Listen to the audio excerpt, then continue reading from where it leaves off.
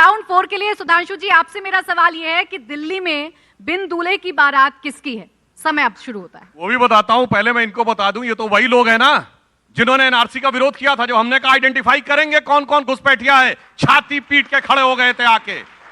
इसलिए मैं ये भी बताना चाहता हूं, और आप तो पढ़े लिखे हैं, और ये सिर्फ राज्यसभा सांसद नहीं है, ये नेता सदन है आम आदमी पार्टी के, और आम आदमी पार्टी के नेता कहते हैं कि वो सबसे पढ़े लिखे हैं।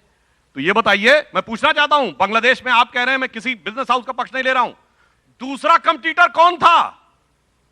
कंपनी का नाम बताइए, चाइनीज कंपनी। बांग्लादेश में पावर एग्रीमेंट के लिए किसकी मदद करना चाहते हो बताओ? मैं साफ पूछना चाहता हूं, इंडियन कंपनी के खिलाफ खड़े होते हैं और विदेशी कंपनियों के साथ खड़े होते हैं। यह आज से नहीं, हमेशा से। मैं पूछना चाहता हूं इनसे, आज तक कभी भी किसी इन लोगों ने किसी विदेशी कंपनी की खिलाफत की हो? ये इंडी गठबंधन वाले किसके साथ खड़े रहते थे? एंडरसन के साथ 84 में खड़े थे, यूनियन कार्बाइड के साथ, उसके बाद हॉविट्जर के साथ, उसके बाद बोफोर्स के साथ, उसके बाद हिंडनबर्ग के साथ, उसके बाद बीबीसी के साथ। हमेशा विदेशी कंपनियों के खिलाफ खड़े रहते हैं, क्योंकि इनके दिल में, और दूल्हे के ऊपर बताना चाहता हूं, क्या चीज? अच्छा, काउंटर सवाल भी लेंगे, पहले कंप्लीट करिए। हाँ। दूल्हे पे मैं कहना चाहूंगा, कोई आदमी कभी कभी ज्यादा हड़बड़ी में होता है, उसको पता ही नहीं रहता। पहली बात तो यहां सीएम कोई और है और चेहरा कोई और है, क्योंकि उनको रोग लग गया। जिनके साथ थे वहां पहले पीएम कोई और होता था, सुपर पीएम कोई और होता था, यहां सीएम कोई और है, सुपर सीएम कोई और है। तो मैं कहना चाहता हूं, इनके लिए वो पुराने गीत की इधर पंक्तियां जो थी, वो एक बार अभी कुछ ज्यादा सोशल मीडिया पे वायरल हुई थी ना, कि कोई जाके इन्हें ये समझाए कि सजनिया के मन में अभी इनकार है, जाने साजन क्यों घोड़े पे सवार है। जाके समझो, दिल्ली वालों के मन में अभी इनकार है, ये केजरी क्यों घोड़े पे सवार है। पहले समझो भैया, उसके बाद दूल्हे की बारात की बात करो। आपकी बारात में तो ऐसे ऐसे लोग हैं जो कोई माफिया से बात करता था। को समय यहीं पर समाप्त है। राउंड 4 के लिए अब आपसे मेरा सवाल संजय जी यही है, कोर्ट की पाबंदी फिर भी केजरीवाल ही क्यों जरूरी? देखिए, पहली बात तो उनके देशभक्ति की बातों का जवाब देना बहुत जरूरी है। ये सिखा रहे हैं कि किसका विदेशी का विरोध करना है, किसका स्वदेशी का समर्थन करना है। आपसे सीखना है। जिन्ना की कब्र पे मत्था टेकने वाले लोग हमें सिखाएंगे देशभक्ति, हमको सिखाएंगे। जो लोग बिना बुलाए नवाज शरीफ के बर्थडे का केक काटने चले जाते हैं, हिंदुस्तान में आतंकवादी घटनाओं को जन्म देने वाली आईएसआई को बुला के पठानकोट में हमारे शहीदों की जांच कराने वाले भारत के प्रधानमंत्री और उनकी पार्टी से हमें कोई देशभक्ति का प्रमाण पत्र नहीं चाहिए।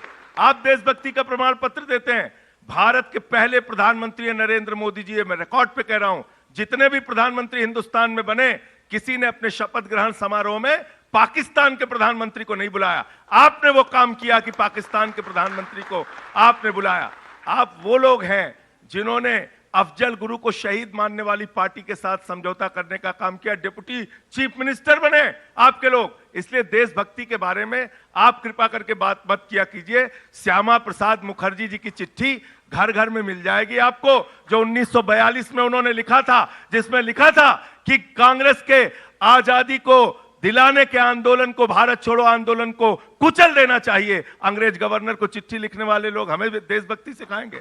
आपसे हमें देशभक्ति सीखनी है। और दिल्ली में भारतीय जनता पार्टी बिना दूल्हे की बारात है, और घोड़े पे चढ़ने के लिए कभी बिधूड़ी आगे बढ़ते हैं, प्रवेश वर्मा टांग खींच लेते हैं, प्रवेश वर्मा आगे बढ़ते हैं, बिधूड़ी टांग खींच लेते हैं। दूल्हे बेचारे आपस में लड़ रहे हैं, हमें घोड़ी पे चढ़ना है, हमें घोड़ी पे चढ़ना है। अरे दिल्ली की जनता ने आपको बाहर कर दिया है लड़ाई से। एक केजरीवाल से लड़ने के लिए आपने योगी बुला लिया, मोदी बुला लिया, अमित शाह बुला लिया, सारे मुख्यमंत्री बुला लिए, सारे सांसद बुला लिए, सारे केंद्रीय मंत्री बुला लिए। अब ट्रंप को भी बुला लीजिए प्रचार में, लेकिन जीतेगा तो केजरीवाल। राउंड यहाँ पर समाप्त हो जाता है। अब बारी है काउंटर सवालों की, जिसपे आप दोनों भी एक दूसरे से काउंटर सवाल कर सकते हैं, लेकिन वो सवाल जिनके जवाब मिलना रह गया इन राउंड में, तो मेरा सवाल काउंटर आपसे ये है, रोहिंग्या असल में किसकी देन है? राज्य सरकार की जिम्मेदारी कैसे है रोहिंग्या, जबकि बॉर्डर पर तो तैनात सेना? बिल्कुल सही सवाल है, बिल्कुल टेक्निकल जवाब देता हूं। और केंद्र सरकार की यह जिम्मेदारी है कि वो अंदर ना आने पाए। हमारी सरकार आने के बाद घुसपैठ नहीं हो रही है। राज्यों की समस्या जानते हैं कहां से होती है? जब कोई अंदर घुस आता है तो उसका जो आधार कार्ड बनता है, उसको जो प्रमाण पत्र मिलता है, जो राशन कार्ड इश्यू होता है, पूर्णतः राज्यों के अधिकार में है। और इसीलिए जब हम उसको वेरीफाई करने की बात कर रहे थे तो ये सब के सब विरोध में खड़े थे, और इसीलिए सीए जो केंद्र से पारित कानून था उसके खिलाफ दिल्ली की विधानसभा में इन्होंने प्रस्ताव पारित करवाया था। मगर मैं एक बात कहना चाहता हूं, संजय जी ने एक काम तो खैर वैसे ठीक किया, बेचारे कंपनी का जवाब नहीं दिया, ये दूसरी चीज पे चले गए। तो मैं कहना चाहता हूं, इन्होंने कहा अफजल गुरु को समर्थन, हाँ, मगर आपकी तो मुख्यमंत्री के माताजी पिताजी दोनों अफजल गुरु की क्षमा याचना में रिटर्न में लिखे हुए हैं, लिखित प्रमाण है आतिशी जी के माता पिता का, उसका जवाब दीजिए। और शायद यही कारण तो नहीं था संजय जी कि जब सीएम बनाना था तो मनीष सिसोदिया जी नहीं, गोपाल राय जी नहीं, सौरभ भारद्वाज जी नहीं, संजय सिंह जी नहीं, वही जिसने अफजल गुरु के खिलाफ में लिखा था, पक्ष में लिखा था, वही होना चाहिए। आप कह रहे हैं घोड़े पे जहां तक, अरे भैया आपने तो जब से पार्टी शुरू हुई ऐसी लत्ती मारी है सबको कि पहले प्रशांत भूषण, शांति भूषण, योगेंद्र वाजव, कुमार विश्वास, साजिया इल्मी और वो किरण बेदी, वहां से लेके अन्ना हजारे तक को किनारे कर दिया। अब केजरीवाल जी कह रहे हैं इस जमी से आसमां तक मैं ही मैं हूं, दूसरा कोई नहीं, जो सब साथ में मिलके आए थे। तो आपने आम आदमी पार्टी जानते क्या गति की, देखी जमाने की यारी, बिछड़े सभी बारी बारी।